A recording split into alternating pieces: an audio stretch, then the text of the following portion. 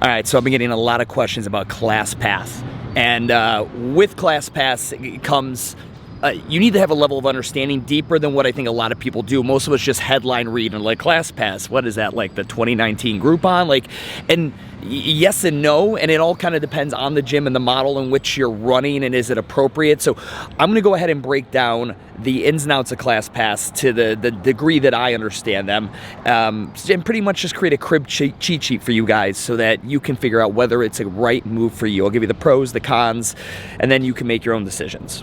What the fuck, though? As I look at your website and I look at your content, I can see obviously a lot of the urban movement notes, some alchemy notes here, metabolic, things like that. Talk to me real quick, because even, before you can have a pre-sale, I need to know what is the marketing message. Like when I tell people urban movement's a place to work out and get work done, I can create hardline images on those two things, working out and getting work done. Create a hardline image for me in 7 words or less for Revolve.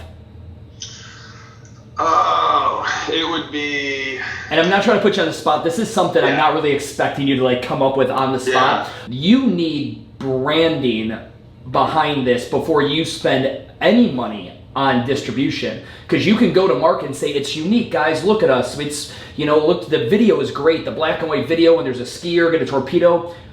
But what makes it different than anything else? I know you know. How do you get the fucking random chick who doesn't she's heard of CrossFit, doesn't give a fuck, she's never heard of Revolve, she's heard of Orange Theory, like, how do you get someone to really dial into that? I would at least have you start for homework, the core values, the core focus, and within your core focus, you develop your niche. And your niche is the thing you'll do better than anyone. Your model, while different in your area, is gonna be unique, but how do we explain that? Like, what is it that makes it you? So I love the word unique, and now I want you to break down off of that. What makes it unique? The atmosphere. Okay, again, so what does that, so tell me, what is so unique about the atmosphere? Is someone gonna blow me when I walk in? Think of atmospheres. You have kind of hospitality based, like the Ritz-Carlton is an atmosphere. You have grungy, kind of hardcore underground, like maybe a few CrossFit gyms, that's an atmosphere. And then you have refined, like a Soul Cycle, an Orange Theory. Talk to me about how your atmosphere is gonna be different. It is, it's gonna be posh. Like for this area, it would be very, that's the best word I can think of, posh. Like you said, like the Ritz. We have towel service now at our CrossFit gym. We wanna have like chilled towels there. There won't be like a laundry basket where you just throw the towels in. We're building like a chute in the wall right when you walk in the door, real nice custom desks, custom lockers. As far as like the studio, the fitness experience, that's where we really spent the money, was like on lighting, sound, the instructors that we're hiring, all the music, the curated playlists, like things like that. So I just took my first class of Revolve. I took a 6 p.m. class. It is now 7, and I'm going up and I'm grabbing drinks or dinner with some buddies. When I sit down at the table and they're like, you look covered in sweat, where would you just come from? What do I say? Right, I just came from that new place, Revolve. It's like it's like they took a spin studio and added strength and conditioning to it. That's how you and me would say that. Yes, They're never gonna say that. Yeah. Woman, she's gonna say it's like a boot camp in a spin studio. Okay, like a boot camp. So what makes it like a spin studio? The atmosphere, then. That's where we get the lights, the sound, the instructor led. All right, this is the rabbit hole I'm trying to lead you to. What kind of atmosphere do spin studios create? I don't know how you describe it. It's like a nightclub, man. It's okay, good. You are much better at this than you give yourself credit for. Soul Cycle, their niche. They are a dance party on a bike. Yep. If you want to tap into that and you're spending all this money on the lights and the sound and all that, you need to be a strength and conditioning dance party, or you got to play around with that kind of verbiage, and you can literally get it in about 5 words. This is where branding starts. It's not about, again, because I wouldn't even have any discussions with you on running paid ads or any of that stuff until we had every brand asset figured out. Do you have a style guide for the brand? We just got another student enrolled in Microgym University, so gonna go ahead and give him a call, see if he has any questions, say thank you, see It's the kind of customer service you fuckers need to start implementing. Kurt? Yo, Hey. what's up, man? Is this Cody? Yeah, it's him. Cody, it's Stu with What the Fuck Gym Talk. How are you? Oh, not so bad. How you doing today, man? I'm doing good, man. I'm doing good. Just wanted to go ahead and give you a call. Glad to see you got enrolled in microgym. Yeah, man, I appreciate it. I'm excited. Fucking A, man. So you've got the operational flow course, correct? And if you have any questions for me, you should go through just in that Facebook group, make a post, tag me in that post, and I will be Johnny on the spot to get back to you. Awesome, man. I appreciate it. Very cool. Any questions before you get started? No, I think I'm good, man. Cool, brother. Well, listen, have a great week. It's all it took. Like, it wasn't anything big. It was just like, hey, what's up? I'm acknowledging you that you spent money on a thing I made, and I thank you for it, and can I help with anything? Like, these just like little things like that, they don't take a lot of work, and they're not fucking rocket scientists. You guys aren't fucking dumb. Like you guys should be doing this like the day after someone joins anyway, or sending them something to let them know that you're excited that they're a member. And oh, by the way, did you know that we also offer these other features, amenities, blah, blah, blah. Like, it's not hard.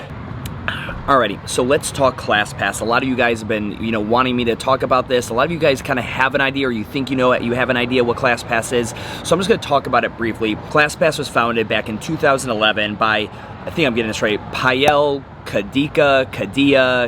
whatever. This woman who lived in New York City, and she had the problem that most women in New York City, and guys too, that she was trying to find fitness classes at everywhere. Like, she wanted to try everything. She didn't want to be just kind of niched into one thing. She wanted to, have plenty of options, and you had to, just have 7 different gym memberships. So she is the founder of ClassPass, and ClassPass is there to solve that problem.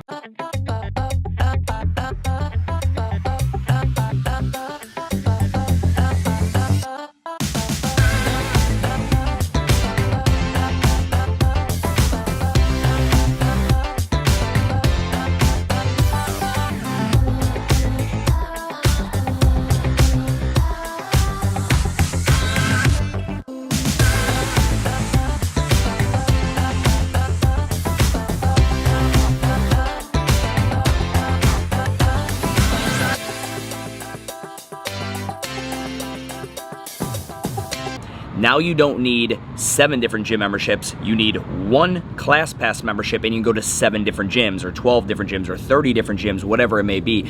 That is, in essence, the basics of ClassPass. Now, a lot of you guys that have thought of ClassPass, or you've heard of it, you probably have this very it's the Groupon of 2019 concept in your head. All you generally hear is people come in at a lower rate. You don't have to work to bring them in the door, but you don't feel as control of the scenario because you're not getting the money from them. You're not signing them up. You're going to get a check from ClassPass later on down the road, very similar to what Groupon did. But I believe you need to look at it through a different lens and to really evaluate whether it's a good fit for your microgym or not. When it comes to ClassPass, the only thing you need to consider, the only thing you need to even think about, is your revenue per membership per class, and then the client experience. If you can check the boxes on both of these and ClassPass is going to work for you, then ClassPass, in my opinion, is a great option. I'm in a very nomadic fitness market, and when I say nomadic fitness, I mean that I have men and women who are transient, meaning they did not natively live in the city that I'm in, Charlotte, North Carolina. They moved here. They're young. They're in their high 20s, mid 30s. They're not married. They don't have kids. This isn't the burbs. This is a high density urban downtown population. They want to bounce around, try different things. They don't want to be tied down to just one fitness studio and just one fitness class. And that's where the beauty of something like ClassPass comes in. So when I talk about nomadic fitness, that's what I'm referring to. If you don't have nomadic fitness, and this would be, gyms who, have markets where you're in the suburbs, right? This would be gyms where, you're in a rural area, or gyms like maybe in a university town, where really that university or that military base is the sole economic, the mitochondria of that entire fucking area. Then no, you don't probably have nomadic fitness, even though people might be coming and going with military and school. That's not what we're referring to. We're talking about a population, a desired market, your desired market of people who want options. And that is, for me, we have identified that is somebody we want to fuck with for our own reasons. And you, as a CrossFit gym or yoga studio, whatever it is you do, you might decide that's not a market you want to fuck with. And in that case, you could probably cut this video off. You don't need to worry about ClassPass. But if you're still listening, you're still interested, here's the next thing I want to talk about. The thing you need to realize is that you are in control of negotiating your revenue per class. So let's look at it this way. Let's say your gym charges $150 a month, all right, $150, and that person comes either because you have a frequency-based membership of 12 times a month, or just the average comes out to be 12 times a month for this example, and now you're making $12.50 per class. You know what your average revenue is per class. Now, you might have class times that are less busy than others, and you run the numbers, and you realize, yeah, I've got this 1 or 2 different class times that I would love to be able to artificially pump to add some other bodies in, and I don't really know how to do it. If you can negotiate with ClassPass a rate that is going to allow you to at least meet or come within maybe like 20% of your average revenue per member, I don't see it as a bad play at all. You could argue that if they fucking comes within 10, like if you were giving $2 per person per class during a class time where you were pretty much dead and you weren't making any money, you could say that it is a positive, it would be a positive play, to be a smart play for you to do. However, going back to this one, client experience, this is where even if you can get the right revenue per member, per class from ClassPass, and it is harder now, they're more popular, right? They came at CrossFit South End for like 4 years trying to get us to do ClassPass, and we said no, we didn't need it. When I rebranded as Urban Movement and nobody knows what it is and I need to get brand awareness out there, I worked very, very hard. Isaac worked very, very hard to negotiate a rate that was going to be comparable enough for what we wanted to justify it. And the nice thing about ClassPass, you can turn it off at any time, but the thing, and it works really well for my model, it doesn't interfere with our client experience. But for you CrossFit gyms, or some of you maybe more advanced models, where barbells and high complex movements are part of your thing, you can't just be having random people walk in there. It's gonna fuck with the client experience. Not only for the new people client experience, like coming in like, fuck, I don't know what a snatch is, I've never touched a barbell, ouch, my shoulder, CrossFit got me hurt, that kind of motherfucker, but also your current clients.